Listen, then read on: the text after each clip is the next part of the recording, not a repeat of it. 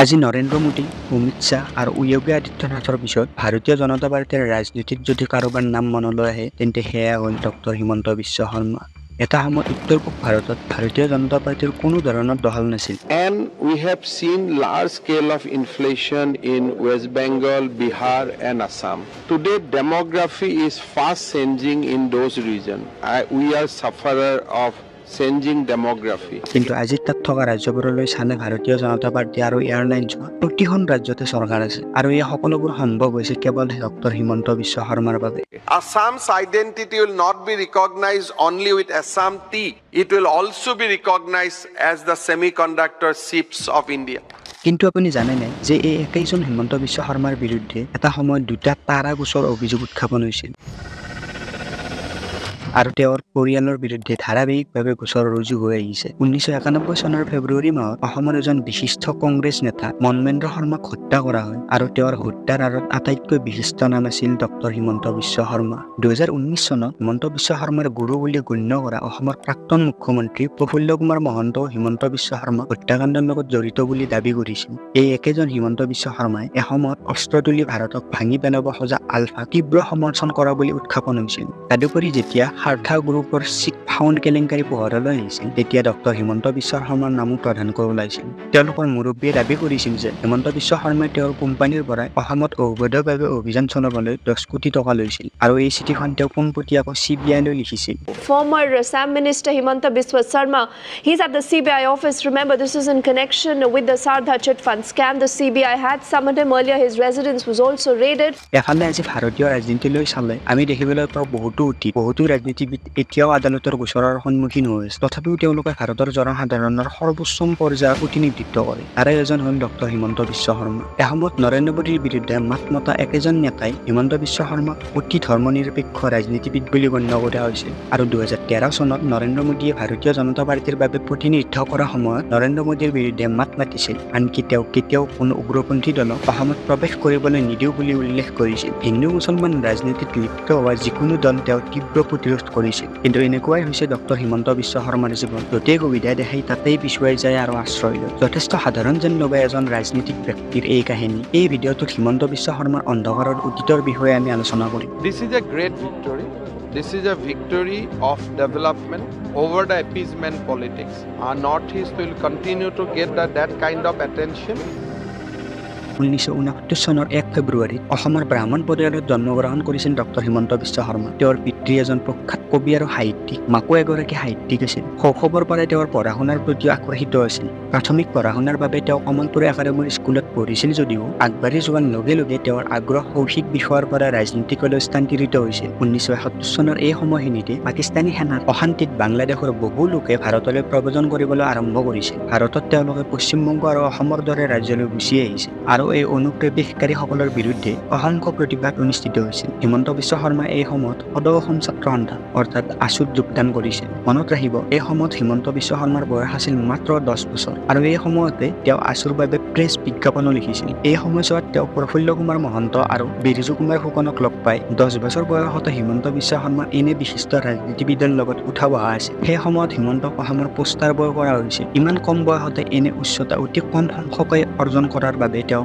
অসমৰ হিৰো বুলি অভিহিত কৰা হৈছিল। তাৰ পিছত 1979 চনৰ সময় আহিল যেতিয়া এই অনুপ্ৰৱেশকাৰীসকলৰ বিৰুদ্ধে অসম আন্দোলন আৰম্ভ হয়, য'ত আছুৱে মুখ্য ভূমিকা পালন কৰিছিল আৰু হিমন্ত বিশ্ব শৰ্মাও যোগদান কৰিছিল। 1985 চনত কংগ্ৰেছ আৰু আছুৰ মাজত চুক্তি হয়। তাৰ পিছত আন্দোলন সম্পূৰ্ণৰূপে শেষ হৈ যায়। কিন্তু এই সময়ত আপুনি জানিব লাগে যে আছু আৰু কংগ্ৰেছ আছিল বিৰোধী দল। তেওঁলোকৰ মতাদৰ্শ সম্পূৰ্ণ বেলেগ। তেওঁলোকে কেতিয়াও ইজনে সিজনক সমৰ্থন কৰা নাছিল আৰু হিমন্ত প্ৰথমতে আছুত আছিল। এই মুহূৰ্তৰ পিছত হিমন্তই উপলব্ধি কৰিলে যে তেওঁৰ ভৱিষ্যত ৰাজনীতিত নিহিত হৈছে। সেয়ে আইনৰ পঢ়া শুনা সম্পূৰ্ণ কৰি তাৰ পিছত ৰাজনীতিৰ স্থান বিচাৰিবলৈ চেষ্টা কৰিলে। 1990 চনত আলফা ভাৰতক বিভাজিত কৰিবলৈ অস্ত্ৰ ব্যৱহাৰ কৰি অসমক পৃথক কৰিব বিচৰা এটা সংগঠন। আজিও ইয়াৰ বহুতো মেম্বাৰ অসমত পোৱা যায় আৰু কোৱা হয় যে এসময়ত হিমন্ত বিশ্ব শৰ্মাই আলফাক তীব্ৰ সমৰ্থন কৰিছিল। খবৰ অনুসৰি 1991 চনৰ 1 জানুৱাৰী হিমন্ত বিশ্ব শৰ্মাৰ বিৰুদ্ধে পাণবজাৰ থানাত গোচৰ ৰুজু কৰা হৈছিল। তালাচীৰ সময়ত আৰক্ষীয়ে তেওঁৰ হোষ্টেলৰ পাকঘৰৰ পৰা এটা পিষ্টল আৰু 25টা কাৰ্ডিজ উদ্ধাৰ কৰে। ইয়াৰ পিছতে হিমন্ত বিশ্ব শৰ্মাৰ বিৰুদ্ধে TADA আইন অধীনত অভিযোগ উত্থাপন কৰা হয়। 1991 চনৰ 28 মাৰ্চত চানমাৰী থানাত পুনৰ TADA আইনৰ অধীনত তেওঁৰ বিৰুদ্ধে অভিযোগ উত্থাপন কৰা হয় আৰু তাৰা গোচৰ ৰুজু কৰা হয়। এইবাৰ অসমৰ কেইবাজনো বিশিষ্ট ব্যৱসায়ীৰ পৰাই ধন আদায় কৰি আলফাক দিয়াৰ অভিযোগ কৰা হয়। আৰক্ষীৰ তদন্তৰ সময়ত হেমন্তক 15 দিনৰ বাবে বন্দী কৰি ৰখা হৈছিল। যদি আমি 1991 চনৰ কথা কওঁ, সেই সময়খিনিত আমি কেনেকৈ পাহৰিব পাৰিম যেতিয়া 1991 চনৰ ফেব্ৰুৱাৰী মাহত অসমৰ এজন বিশিষ্ট কংগ্ৰেছ নেতা মনমিন্দৰ শৰ্মাক হত্যা কৰা হৈছিল। সেই সময়ত এই গোচৰৰ আটাইতকৈ বিশিষ্ট ব্যক্তি আছিল হিমন্ত বিশ্ব শৰ্মা। কোৱা হৈছিল যে এই ৰাজনৈতিক হত্যাকাণ্ডটো আলফাৰ জৰিয়তে হিমন্ত বিশ্ব শৰ্মাই সংগঠিত কৰিছিল আৰু ইয়াক সম্পন্ন কৰিবলৈ হেমন্তই আলফাক বহু টকা দিছিল। ইয়াৰ পিছত হেমন্তৰ জীৱন কিছু বিশৃংখল হৈ পৰিছিল। জীৱনটো কি কৰিব তাৰ মনটোত নিশ্চিত হৈ পৰিল। অৱশ্যে তেওঁ এজন বিশিষ্ট ৰাজনীতিবিদৰ দৃষ্টিগোচৰ হৈছিল। হিতেশ্বৰ শইকীয়া অসমৰ তেতিয়া মুখ্যমন্ত্ৰী আছিল আৰু তেওঁ দেখিছিল যে হিমন্তৰ ভূমি পৰ্যায়ত দৃঢ় দখল আছে। স্থানীয় কেডাৰৰ পৰা তেওঁৰ সমৰ্থন অতি প্ৰবল আছিল। গতিকে তেওঁ হিমন্তক সম্পত্তি বুলি গণ্য কৰি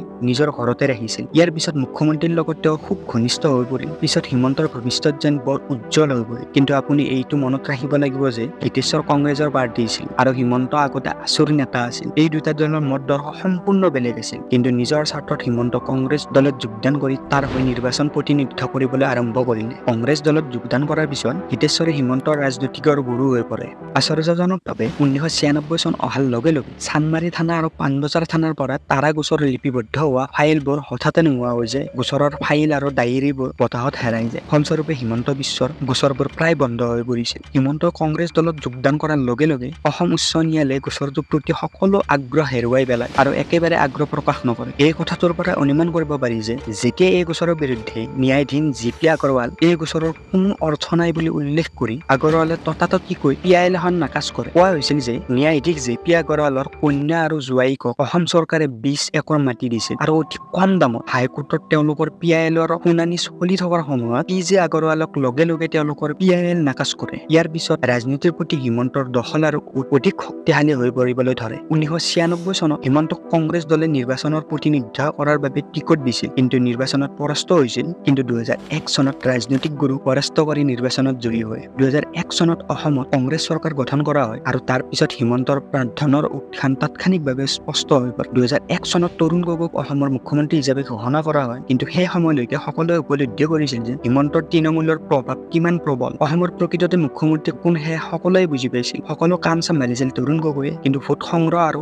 বিতৰণকে ধৰি ভূমি পৰ্যায়ৰ সকলো কাম হিমন্ত বিশ্ব শৰ্মাই চম্ভালিছিল। ইয়াৰ পিছত অসমত ধাৰাবাহিকভাৱে কংগ্ৰেছে নিৰ্বাচন জয়লাভ কৰে। 2011 চনত আকৌ এবাৰ কংগ্ৰেছে জয়লাভ কৰিছিল, কিন্তু 2012 চনত আভ্যন্তৰীণ নিৰ্বাচন অনুষ্ঠিত হয়। পুনৰ্গঠনমূলক নিৰ্বাচন য'ত হিমন্ত বিশ্বৰ সকলো প্ৰাৰ্থী জয় হোৱাৰ বিপৰীতে তৰুণ গগৈৰ সকলো প্ৰাৰ্থী পৰাস্ত হয়। ইয়াৰ অৰ্থ আছিল সকলো প্ৰাৰ্থীয়ে হিমন্ত বিশ্ব শৰ্মাক অসমৰ বাস্তৱিক মুখ্যমন্ত্ৰী হোৱাটো বিচাৰিছিল, কিন্তু তৰুণ গগৈয়ে এয়া হ'বলৈ দিবলৈ উৎসুক নাছিল। ইয়াৰ পিছত হিমন্ত বিশ্ব শৰ্মাই সোনিয়া গান্ধী আৰু ৰাহুল গান্ধীৰ কাষ চাপিছিল। তেওঁ অসমৰ মুখ্যমন্ত্ৰী হ'ব বিচৰা বুলি ঘোষণা কৰিছিল। সোনিয়া গান্ধীয়ে মান্তি হয়। তাৰ পিছত হিমন্ত গুচি আহে। সোনিয়া গান্ধীয়ে গোলাম নবী আজাদক অসমৰ মুখ্যমন্ত্ৰীৰ নেতৃত্ব সলনি কৰাৰ দায়িত্ব অৰ্পণ কৰে, কয় যে পিছদিনা গৈ তাত মুখ্যমন্ত্ৰীৰ নেতৃত্ব সলনি কৰক। কিন্তু গোলাম নবী আজাদে আত্মজীৱনীখনত লিখিছে যে পিছদিনা অসমলৈ যাবলৈ ওলোৱাৰ লগে লগে ৰাহুল গান্ধীয়ে তেওঁক নিজৰ অফিচলৈ মাতি আনে আৰু তাত তৰুণ গগৈ আৰু তেওঁৰ পুত্ৰ বহি আছে। আৰু ৰাহুল গান্ধীয়ে কয় যে অসমৰ নেতৃত্বৰ কোনো পৰিৱৰ্তন নহ'ব, অসমলৈ যোৱাৰ কোনো প্ৰয়োজন নাই। 2013 চনত হিমন্ত বিশ্ব শৰ্মাই কংগ্ৰেছ ত্যাগ নকৰে, কিন্তু সেই সময়ত তেওঁ নৰেন্দ্ৰ মোদীৰ বিৰুদ্ধে ভাষণ দি থাকে। তেওঁ কয় যে হিন্দু মুছলমানৰ ৰাজনীতি কৰা উগ্ৰপন্থী দল এটাকো আমি কেতিয়াও অসমত ক্ষমতালৈ আহি নিৰ্বাচন জয়ী হ'বলৈ নিদিওঁ। অসম সদায় ধৰ্মনিৰপেক্ষ ৰাজ্য। কিন্তু তাৰ পিছত আহে sharda চিট ফাউণ্ড গোচৰ, য'ত বহুতো বিশিষ্ট চেলিব্ৰিটি আৰু ৰাজনীতিবিদ জড়িত হৈছে। প্ৰায় প্ৰতিখন ৰাজ্যতে চলি থকা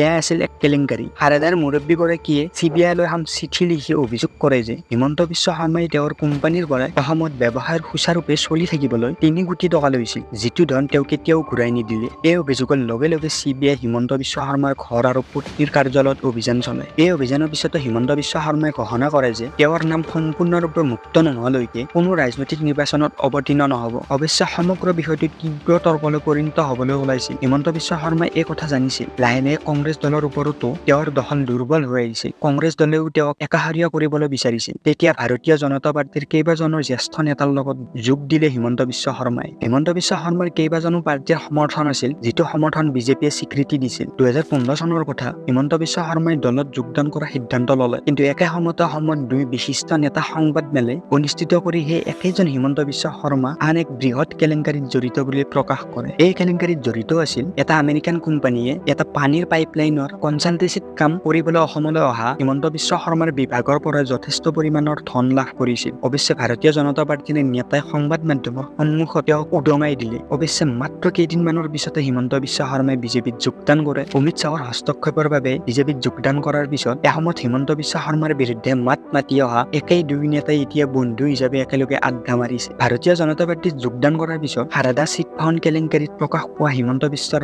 নামটো সোনকালে নোহোৱা হৈ গ'ল। হিমন্ত বিশ্ব শৰ্মাৰ ডায়েৰী অৰ্থাৎ সাৰদা চিট ফাণ্ডৰ প্ৰতিবেদনো নোহোৱা হৈ গ'ল। যেনেকৈ তাৰাৰ ডায়েৰী ৰিপৰ্ট ৰেকৰ্ড সকলো নোহোৱা হৈ গ'ল। এই গোচৰৰ সমগ্ৰ ৰেকৰ্ডো নাইকিয়া হৈ গ'ল আৰু লাহেৰে সকলোৱে পাহৰি গ'ল সাৰদা চিট ফাণ্ডৰ কেলেংকাৰী। কিন্তু হিমন্ত কংগ্ৰেছ এৰি যোৱাৰ পিছত কংগ্ৰেছৰ সৰ্বাধিক লোকচান হয়। 2016 চনত যেতিয়া অসমত নিৰ্বাচন অনুষ্ঠিত হৈছিল তেতিয়া বিজেপিয়ে তেওঁক মুখ্যমন্ত্ৰী হিচাপে নিযুক্তি দিয়া নাছিল, বৰঞ্চ তেওঁক আন মন্ত্ৰী পদ প্ৰদান কৰিছিল। কিন্তু 2021 চনত যেতিয়া অসমত পুনৰ নিৰ্বাচন অনুষ্ঠিত হয় তেতিয়া হিমন্ত বিশ্ব শৰ্মাক ভাৰতীয় জনতা পাৰ্টিৰ পৰাই অসমৰ মুখ্যমন্ত্ৰীত নিযুক্তি দিয়া হয়। তেওঁৰ নেতৃত্বত হিমন্ত বিশ্ব শৰ্মা অৰুণাচল প্ৰদেশ, ছিকিমকে ধৰি উত্তৰ পূৰ্বাঞ্চলৰ সকলো ৰাজ্যৰ আন সকলো দলৰ পাৰ্টিক বিজেপিলৈ আনে। এই কাৰণে উত্তৰ পূৰ্বৰ সকলো ৰাজ্যতে বিজেপিৰ শাসন। আজি মণিপুৰত যেতিয়া কিবা এটা ঘটে তেতিয়া হিমন্ত বিশ্ব শৰ্মাক স্মৰণ কৰি তালৈ পঠোৱা ব্যক্তিজনেই হ'ল। তাৰ মানে সমাধানৰ বাবে হিমন্ত বিশ্ব শৰ্মাক তালৈ পঠোৱা হয়। ৰাষ্ট্ৰীয় পৰ্যায়ত হিমন্ত বিশ্ব শৰ্মা ভাৰতীয় জনতা পাৰ্টিৰ বিশিষ্ট মুখ হৈ পৰে। তথাপিও তেওঁৰ বিৰুদ্ধে অভিযোগৰ চক্ৰ অব্যাহত আছে।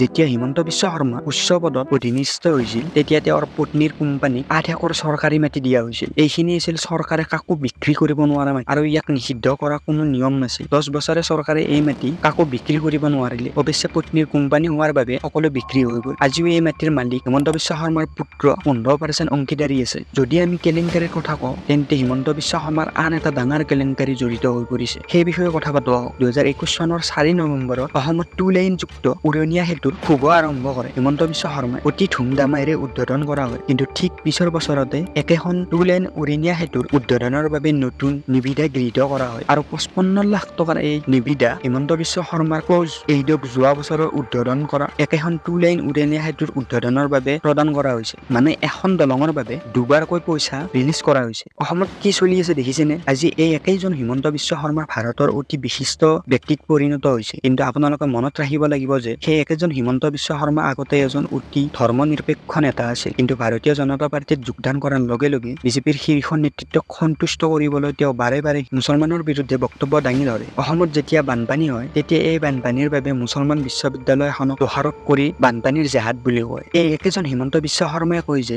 লাভ জেহাদ এটা গুৰুত্বপূৰ্ণ অভিযোগ আৰু যা জীৱন কাৰাদণ্ড শাস্তি হ'ব লাগে। মুছলমানৰ বিৰুদ্ধে ধাৰাবাহিকভাৱে বক্তব্য দি আহিছে। অসমত 35% জনসংখ্যা মুছলমান, কিন্তু কৰবাত হিমন্ত বিশ্ব শৰ্মাই সকলো জনসংখ্যাৰ প্ৰতি কোনো গুৰুত্ব নিদিয়ে। আজি হিমন্ত বিশ্ব শৰ্মা এজন পৰিৱৰ্তিত ৰাজনৈতিক ব্যক্তি হিচাপে দেখা গৈছে। তেওঁ নিজৰ লাভৰ বাবে যিকোনো কাম কৰিবলৈ ইচ্ছুক যেন লাগে। তেওঁৰ ইতিহাস চাই আমি এই কথাই বুজিব পাৰো যে যেতিয়া তেওঁ কৰবাত লাভৱান হোৱা দেখিছিল তেতিয়া তেওঁ আন এটা দলত যোগদান কৰিছিল। তেওঁ আছু এৰি কংগ্ৰেছত যোগদান কৰে, কংগ্ৰেছ ত্যাগ কৰি ভাৰতীয় জনতা পাৰ্টিত যোগদান কৰে। এই সকলোবোৰ দলত যোগদান কৰাৰ পিছত তেওঁৰ সকলো অপৰাধমূলক গোচৰ যেন নোহোৱা হৈ যায়। আৰু আজি সেই সকলোবোৰ ৰেকৰ্ড আছে য'ত গৈ চাব পাৰিব হিমন্ত বিশ্ব শৰ্মাই কি কৰিলে কি নকৰিলে। এতিয়া সকলোবোৰ দেখাৰ পাছত হিমন্ত বিশ্ব শৰ্মাক লৈ কি ভাবে কমেণ্ট ছেকশ্যনত জনাব। আপুনি ভাবেনে যে হিমন্ত বিশ্ব শৰ্মা এতিয়াও মানুহৰ মাজত হিৰো হৈছেনে? আপুনি ইতিমধ্যে গম পাইছে যে এনে বিশিষ্ট ৰাজনীতিবিদৰ অতীত অতি অন্ধকাৰ। যদি আপুনি আন কোনো ৰাজনীতিবিদৰ অন্ধকাৰৰ অতীতৰ বিষয়ে জানিব বিচাৰে তেন্তে কমেণ্ট ছেকশ্যনত জনাব। আৰু এনে ধৰণৰ ভিডিঅ' বনাই যাওক, গতিকে চেনেলটো ছাবস্ক্ৰাইব কৰিবলৈ নপাহৰিব। পৰৱৰ্তী ভিডিঅ'ত লগ পাম। ধন্যবাদ।